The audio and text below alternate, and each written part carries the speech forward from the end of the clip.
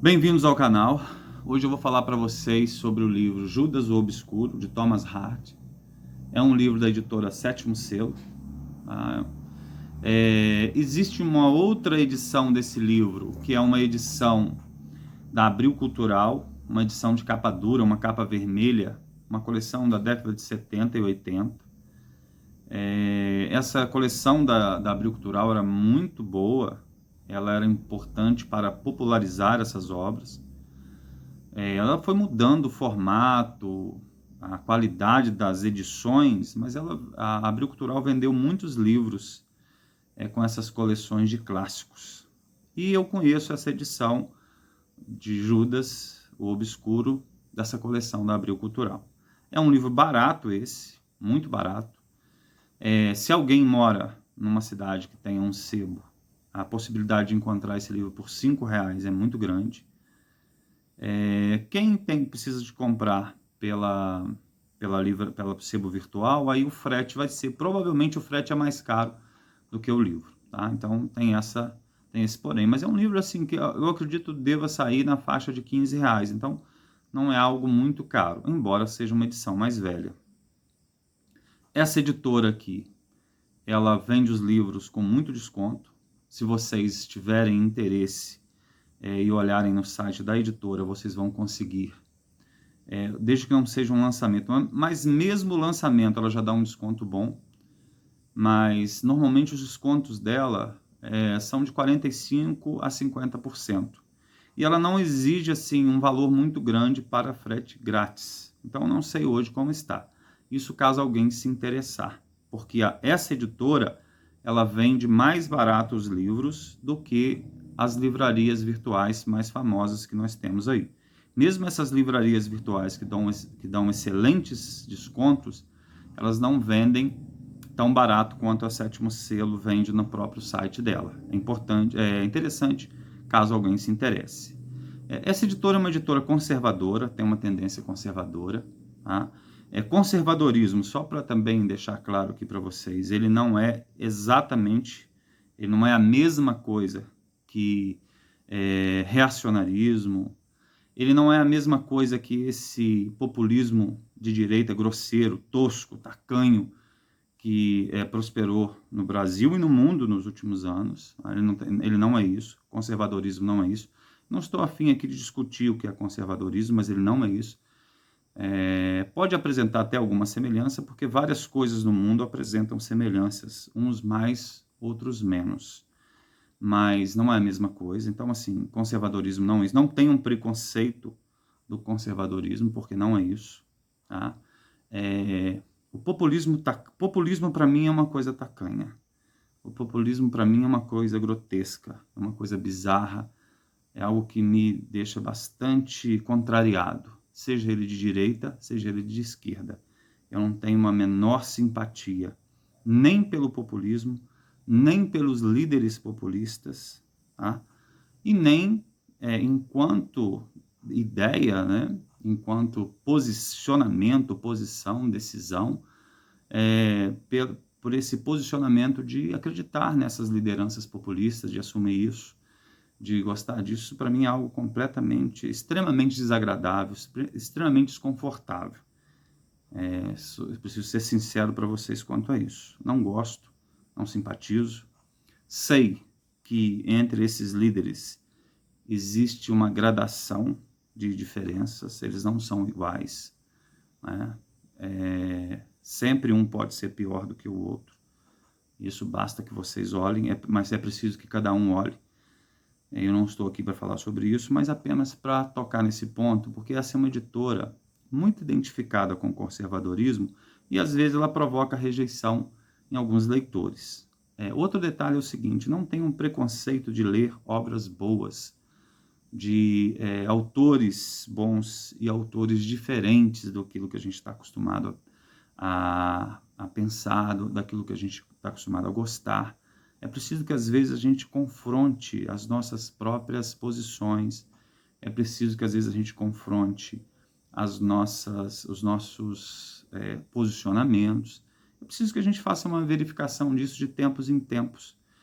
Algo que me deixa muito triste na minha vida, às vezes, é quando eu olho para trás, até pouco tempo atrás, e me envergonho, me entristeço com algumas coisas que eu fiz, com algumas coisas que eu acreditei, em algumas coisas que eu acreditei, em coisas que eu fiz mesmo, né?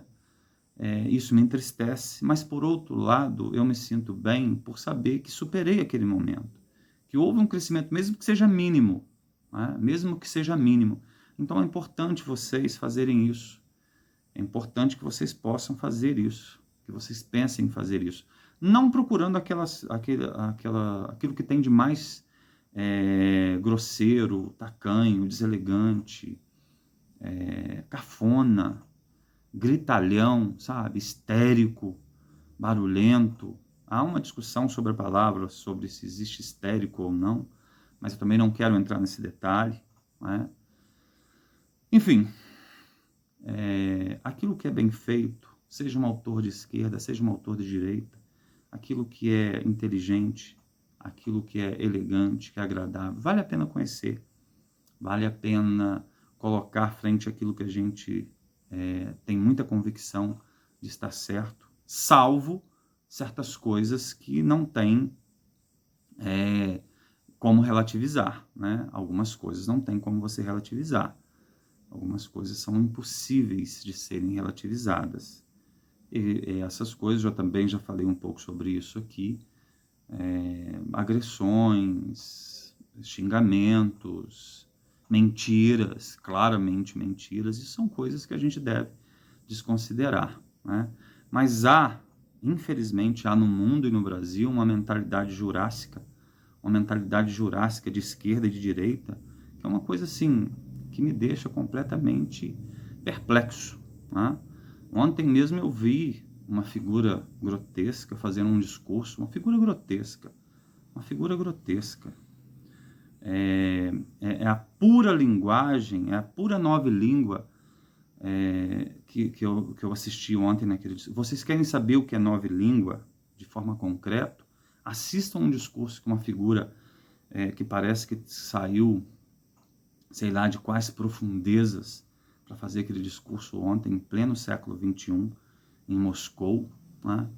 Falando, fez tudo o que fez e acusando as outras pessoas de terem feito aquilo que ele fez. E quando ele fecha o discurso, chamando a atenção, criticando os comportamentos, classificando talvez como pessoas de segunda classe por uma questão de comportamento sexual, né? Eu não vou entrar em detalhes sobre isso, porque também não é o meu objetivo. Eu vejo assim uma direita tacanha, tosca, que adora esse homem, adora o seu discurso, apoia o seu discurso, e fico assim perplexo com essa direita, embora entenda até uma simpatia de valores por ser pelos pontos que possam ser usados para identificar como pontos que os aproximam, né? Embora a direita também não seja isso.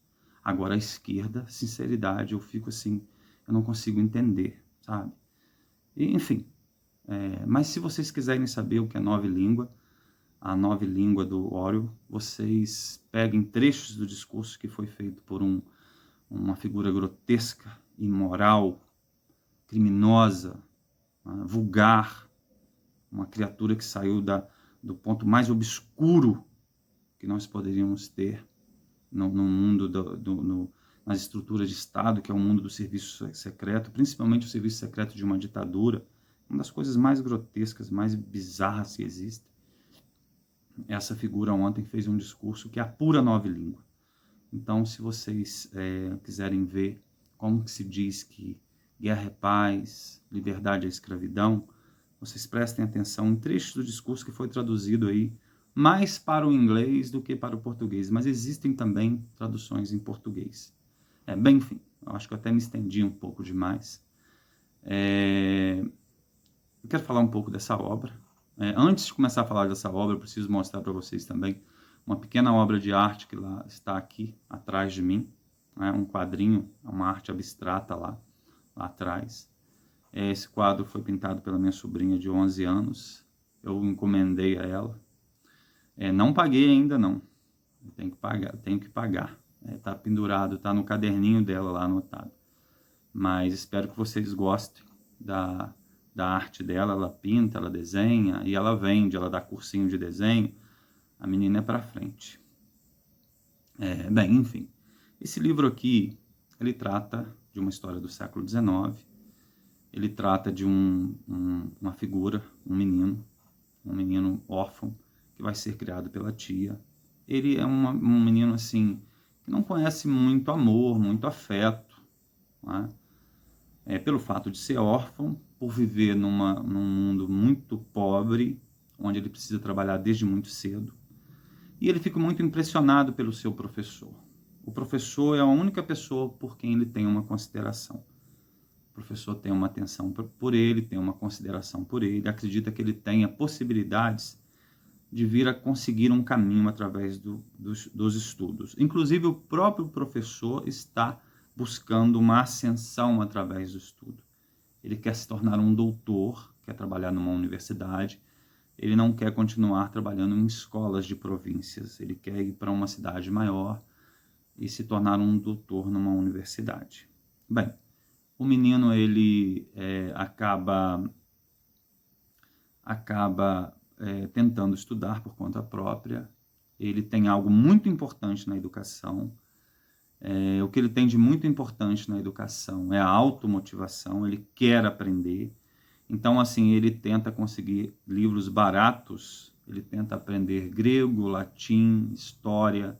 Enfim, ele tenta se educar, porque ele acredita na educação como um processo de ascensão menos material, mais espiritual. E ele está muito focado nisso. Causa uma estranheza. A província, a vila, estranha essa atitude dele. Ele se torna uma figura marcada. Existem pressões sobre ele, existem críticas, mas mesmo assim ele vai economizando, trabalhando, estudando, economizando. Ele abre mão assim de todos os prazeres. Ele abre mão de de toda aventura, de passeios. Ele trabalha e estuda por conta própria, vai crescendo devagar, porque o sonho dele é mudar para uma cidade grande, uma cidade universitária, se tornar doutor, poder tratar com outras pessoas daqueles assuntos que ele conhece dos livros. Ele vai progredindo devagar, até que aparece uma mulher na vida dele, uma jovem, uma moça. E essa mulher, ela tem assim, ela tem ambições mais práticas, mais imediatas, mais materiais, mais sensoriais. Ela acaba atraindo ele para isso. Ele é uma figura muito correta e muito honrada, tá? Então ele mantém assim um decoro que o obriga, esse decoro o obriga a casar com essa moça. Ele acaba casando, um casamento que não dá certo. Inclusive existe uma história na família de que essas pessoas, a família do Judas, seja uma família que para quem o casamento é uma coisa muito ruim. Então isso paira sobre ele. Desde que um ancestral de umas 2 gerações anteriores foi enforcado em função de um casamento, paira como se fosse uma maldição sobre ele. Então o casamento para ele não dá certo. É isso que os familiares dizem, os parentes próximos, principalmente uma tia-avó. E o casamento realmente não dá certo. E aí, assim, ele joga fora a primeira chance que ele tem de estudar, de economizar um dinheiro, porque ele não tem mais tempo para estudar, porque ele trabalha muito para sustentar a casa, e a mulher também não dá sossego a ele, ela não compreende muito bem essa ambição que ele tem. E aí ele não tem tempo e não tem mais dinheiro, o dinheiro dele acaba todo o dinheiro que ele tinha economizado para conseguir futuramente pagar um curso e se graduar, né? Então aí tudo se acaba. Quando tudo se acaba, ele muda para a cidade grande, para essa cidade universitária, na qual ele tem uma vontade muito grande de se tornar um doutor aqui, uma força de expressão, um graduado. Ele quer um mundo diferente para ele, tá? E aí ele acaba encontrando uma prima. Essa prima também tem a mesma maldição, né? Teria a mesma maldição. O casamento para ele seria um problema. Mas ele se aproxima dela ele se apaixona por ela. Ela é uma pessoa que tem uma formação razoável, inclusive acima da dele, em certo aspecto. É muito voltada para a literatura clássica, para o mundo clássico antigo, grego e romano. Então ela tem tem esse conhecimento, e assim os dois acabam se entendendo muito bem. E ele, no desejo de fazer com que ela possa conseguir uma vida mais estável, com que ela não se mude dessa cidade, fique próxima dele, ele arranja para ela um emprego junto com o antigo professor que ele reencontra nessa escola. Um professor que, inclusive, seria o único que tinha sido o único a ter uma atenção com ele. Enviou livros para ele, quando ele procurou livros para poder entender um pouco desse conhecimento mais profundo de grego e latim e tudo mais. Um professor que aqui é muito mais velho que os dois, óbvio, né? E ele arrumou um emprego dessa prima junto com o professor. Só que aí acontece um problema. O professor se apaixona pela garota, pela menina muito mais nova, né? Ele se apaixona por essa menina mais nova e acaba se casando com ela, né? Aí ele vai sentir uma dor muito grande com isso, Judas. Mas, apesar disso, ele vai mantendo um contato com essa prima. O Judas vai mantendo um contato com essa prima, a Sui. Ele vai mantendo um contato com a Susana, né? E acaba tendo um caso com ela. O professor a libera para ir embora, para ir morar com ele, os dois vão morar juntos. Eles têm uma vida muito sofrida, porque eles são pessoas muito sensíveis. A sociedade da época não perdoa muito isso, embora isso acontecesse. A sociedade não perdoa, e as pessoas mais sensíveis, elas acabam sofrendo mais com os comentários, enfim, com as observações, com a rejeição por parte de setores da sociedade. Então eles sofrem com isso, tá? Mas eles colocam na cabeça que se eles não se casarem oficialmente, eles não sofrerão a maldição.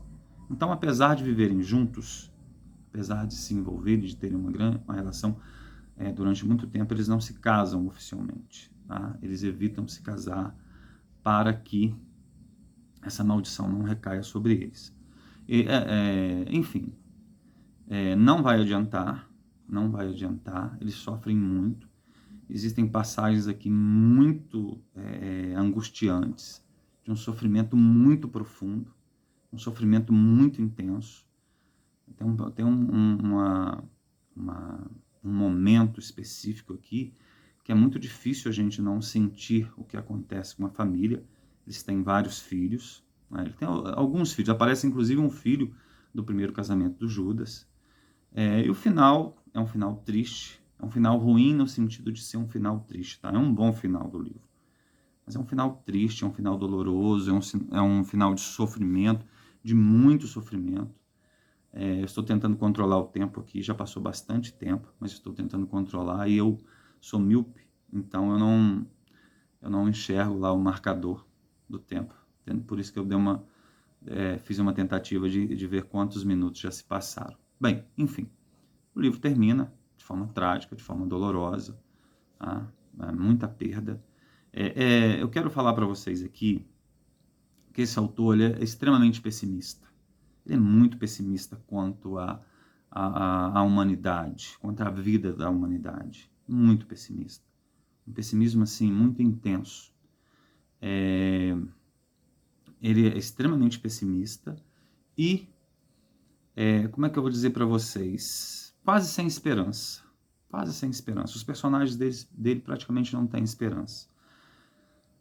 Um crítico profundo das convenções sociais, um crítico profundo das relações sociais, das convenções que são estabelecidas na própria academia, no próprio estudo. É um crítico profundo disso. Ele vai fazer críticas muito severas aqui no livro, à vaidade dos acadêmicos, a um conhecimento vazio, fútil em grande parte, uma ostentação apenas de vaidade sem trazer grandes benefícios, de quanto pessoas capacitadas ficam excluídas desse conhecimento, o quanto isso acaba retirando pessoas que mereciam uma chance, né? Há uma crítica social grande aqui, há uma crítica da pobreza, não há uma romantização da pobreza. A pobreza aqui, a miséria, ela é mostrada da maneira mais clara possível como algo ruim, como algo que traz sofrimento, limitações, dificuldades. Não há beleza nisso, né? Há uma busca importante para se superar isso.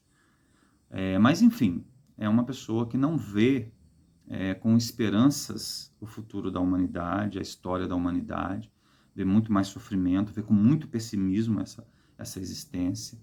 É como se os seres humanos não tivessem muita esperança, como se aqui a gente tivesse Sísifo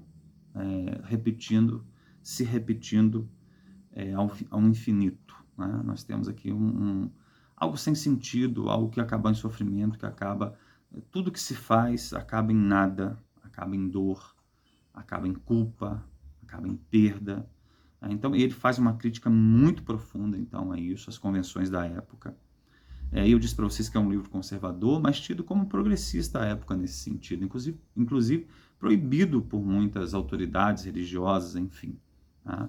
Ele faz uma crítica a essas autoridades, as autoridades religiosas, as convenções, as normas, que, segundo ele, oprimem muito as pessoas.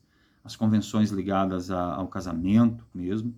Mas há um detalhe aqui, porque, embora ele faça essa crítica, ele não deixa de mostrar para a gente que, mesmo não se sujeitando à convenção do casamento, Judas e Susana sofrem muito. Eles não se sujeitaram à convenção do casamento quando se juntaram, e o sofrimento deles é o mais profundo de todos. Então, assim, ele não tem muita esperança com o futuro da humanidade, tá? Ele é um pessimista. O conservadorismo tem muito de pessimismo com relação ao ser humano. Tá? O conservadorismo tem muito de pessimismo. Ele se identifica mais com um pessimismo. Enfim, ele olha para as pessoas, tentando dar um sentido, tentando alcançar o sublime, tentando sair daquele mundo mais bruto, tosco, mais assim, mesquinho, vulgar, das questões mais materiais, dos desejos mais animais do ser humano, tentando deixar isso para trás e alcançar o sublime, mas nunca conseguindo completamente, como se fosse uma luta vã. Então nós temos isso por parte do autor. Eu gosto desse tipo de obra, eu gostei muito desse livro, até alguém que comenta aqui no canal, a Karina, me perguntou o que me faz gostar de um livro.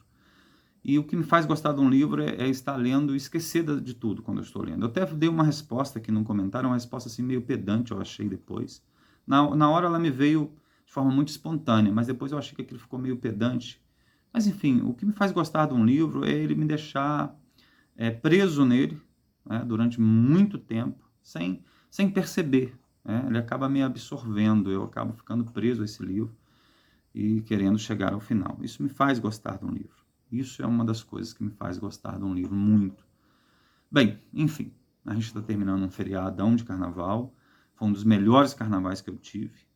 Vesti minha fantasia de pijama e fiquei aqui em casa desde quinta-feira.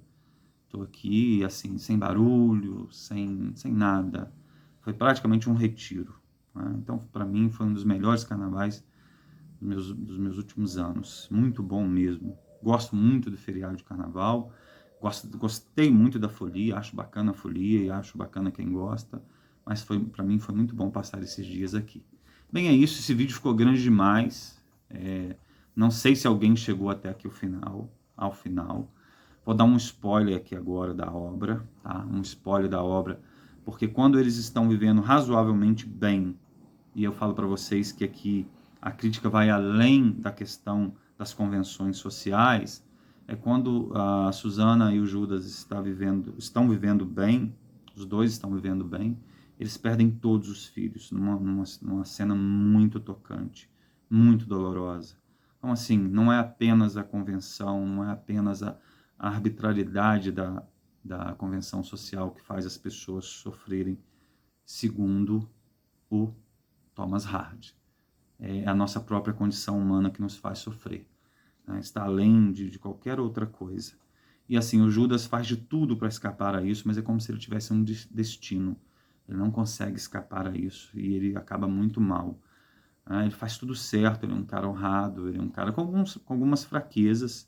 Ele tem umas fraquezas que, a maneira que é tratada num livro do século XIX, a gente fica, hoje, é um pouco diferente. Ele tem fraqueza pelas mulheres, né?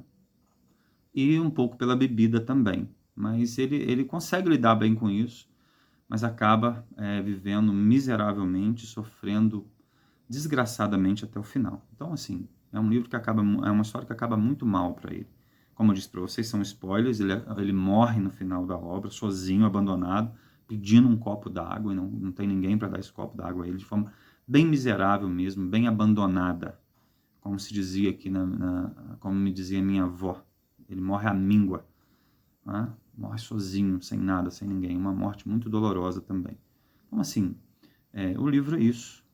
Espero que vocês tenham a oportunidade de ler, espero que vocês gostem. O canal aqui tem o objetivo apenas de ter essa conversa e de mostrar obras que eu gosto e que espero que vocês possam, pelo menos, experimentar e gostar. Bem, um abraço a todos e até o próximo vídeo.